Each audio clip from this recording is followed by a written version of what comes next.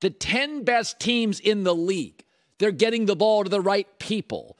They're playing through injuries. Some of these teams, I had a team that moved up and lost. I can be impressed with a team losing to a great team.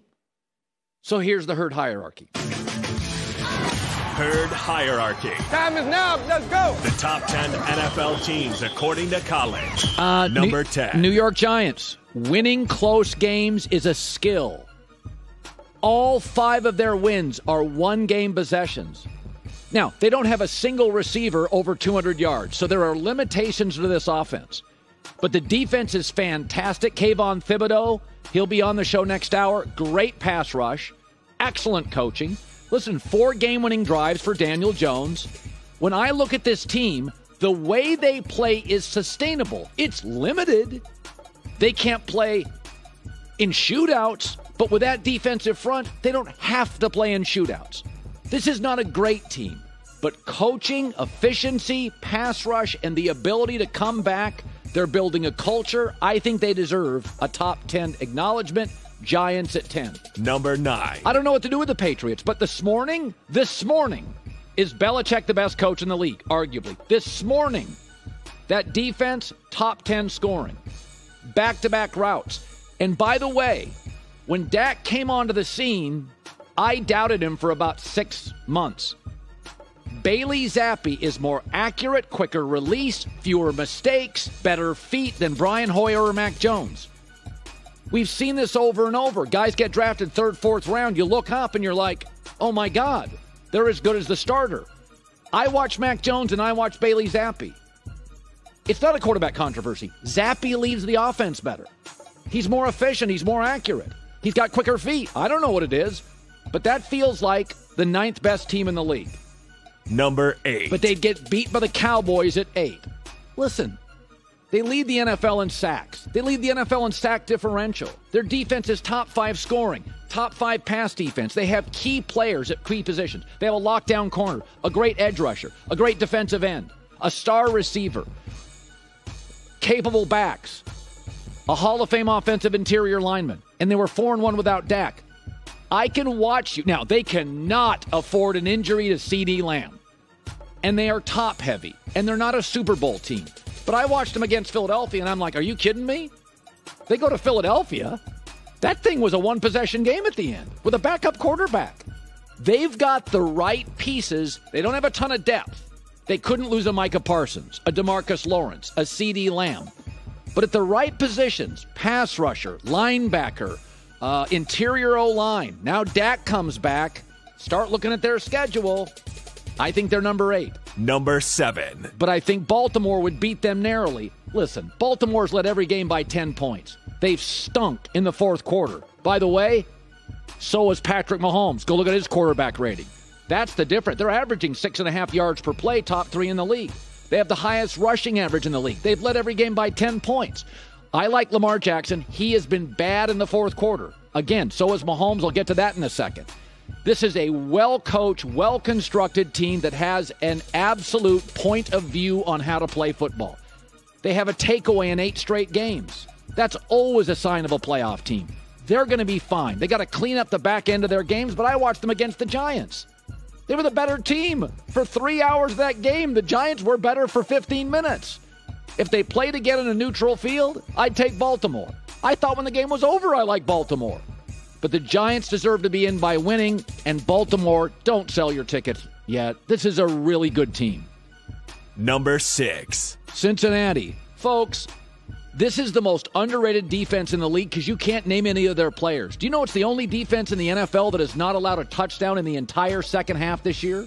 Not one in 6 games. That is insane. It's also they allow the lowest completion percentage in the league. But Burrow and Jamar Chase and T. Higgins are so gifted, we don't pay attention to their defense. This defense is fantastic. You just can't name any of their players.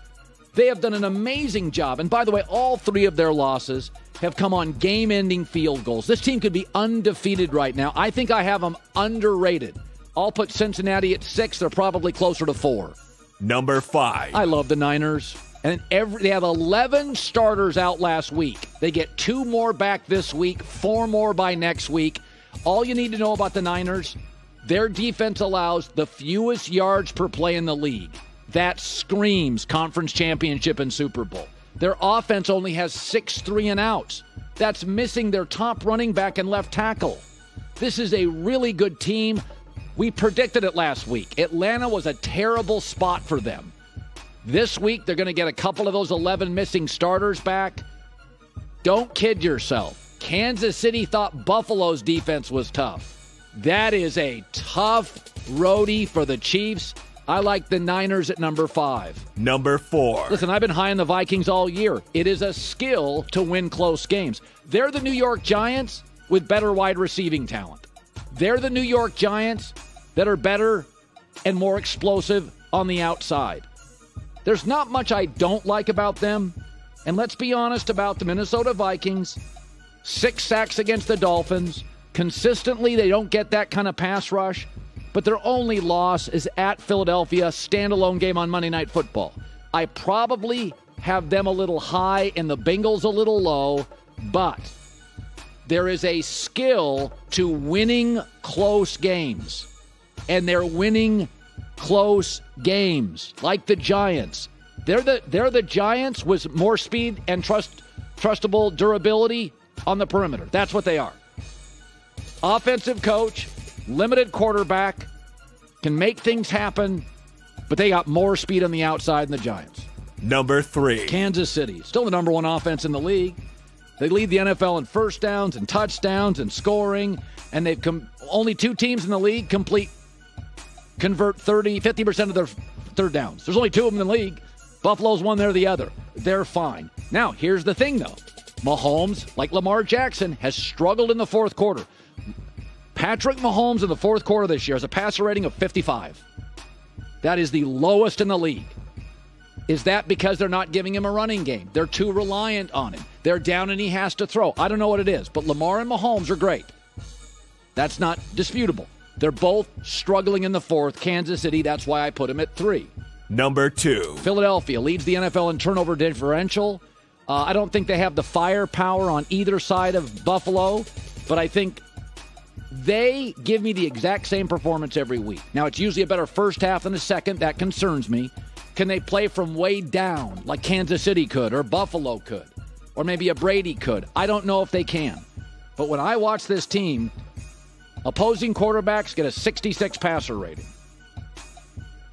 13 rushing touchdowns. Arguably best O-line in the league. Arguably first or second best defensive line in the league. This is a real team, and look at that schedule. They face one high-powered offense the rest of the year. This train's going to keep rolling right down the tracks. Number 1. Buffalo. I mean, they were favored at Kansas City. What does that tell you? Best point differential in the NFL, best knockout punch, best yardage differential, best third down offense in the league. Listen, when you got a quarterback that's leaping over 6'2" defenders on the road, they're just different. How many teams would go to Kansas City and be favored? Meaning if that game was at Buffalo, they would have been a 5.5 point to 6 point favorite over Kansas City. They can play with a lead. They can play behind. Now they've added the dimension in the last few weeks. They're winning close games. That was the knock on them. Remember they lost like 7-8 straight one-possession games? Okay, now they beat Baltimore close. Now they beat Kansas City close. So that was the hole in their game. Hi, everybody. Thanks for watching. Subscribe here to get the latest from the show. Also, be sure to check out more of the best clips from The Herd or go watch a few segments from other shows on FS1.